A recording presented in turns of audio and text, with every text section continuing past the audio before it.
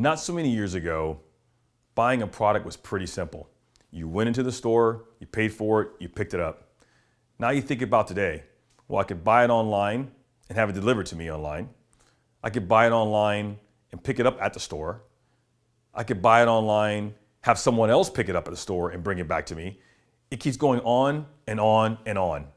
All of these examples. And now think about trying to decide and make decisions around the best experience for the end user.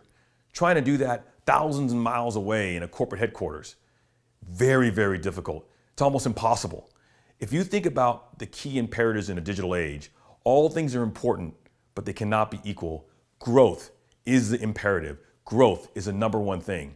If you find yourself talking about words like centralization and optimization, that typically means that you're beginning to move yourself further and further away from where the customer is, further and further away from that important, all-important point of sale. This is a cardinal rule that you have to follow. Decision-making is moving closer to the customer in the digital age. Let me give you 3 reasons. First, you got to understand that context is king. Context is everything. And a very simple understanding of the word context means you have to understand the business environment upon which a person is making a decision. Because as that environment changes, so will their decisions. As an example, I travel a lot, 300 miles, 300,000 miles plus a year. And every once in a while I have the same nightmare. I reach down before I get on the plane and I don't have my Bose headphones. Now, why is that a problem? That's because this beautiful young couple with these well-behaved kids, up until they cross the plane and they hear that doop for the ticket sign to come in, and then they seek out Joseph Bradley, no matter if I'm in first class or business class, no matter where I'm at, and they want to show their gratitude and express all their energy on that seat right behind me. Well, let me tell you, Joseph Bradley, African-American male, looking for a pair of headphones, as a millennial, let's just say, in that moment is very different than that same Joseph Bradley, African-American male, millennial, looking for a pair of headphones on the weekend with my son. In the first case, man, I'm going to that kiosk and all I care about is availability. In the second case, hey, I want to understand the product. I want to be enriched and engaged in intellectual conversation around all my possible choices. Think about trying to enforce upon the same type of experience thousands and thousands and thousands of miles away in that situation. The answer, you have to move decision-making as close as you can to the customer. Let's talk about a second reason. In the digital world, you don't compete against competitors. You need to compete against market transitions, capturing those market transitions. Are you able to capture it at the ground level? Because that's where market transitions happens. Let me give you an example. In fact, I'll talk about a market transition right now that most folks in the industry are missing. If you ask them, they'll tell you, hey, we have a shortage of talent in a particular area or a particular field. But what market transition is going on? Man, the sharing economy, crowdsourcing.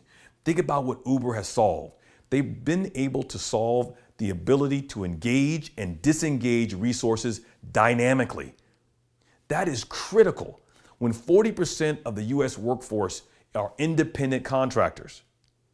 Enterprises are missing this huge market transition that is taking place. Why?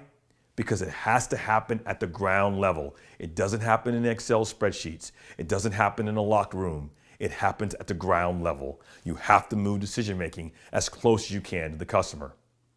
Third reason why this is so important is you have to realize in a hyper-innovative world where cloud is reducing the cost of things each and every day, customer loyalty is so fragile. Think about it. From Blockbuster, was there today, now it's Netflix. Think about your favorite BlackBerry and Nokia cell phones, to now is dominated by Apple and Android. Think about your first search engine, Yahoo, and now it's about Google. And probably the most astonishing of all, think about MySpace, and now it's Facebook. Once again, customer loyalty is so fragile that you have to move decision-making as close as you can to the customer so that they understand what you're trying to accomplish, allows you to adapt that experience in a manner that's best fitted for them. So here's what I would like for you to do as a key action.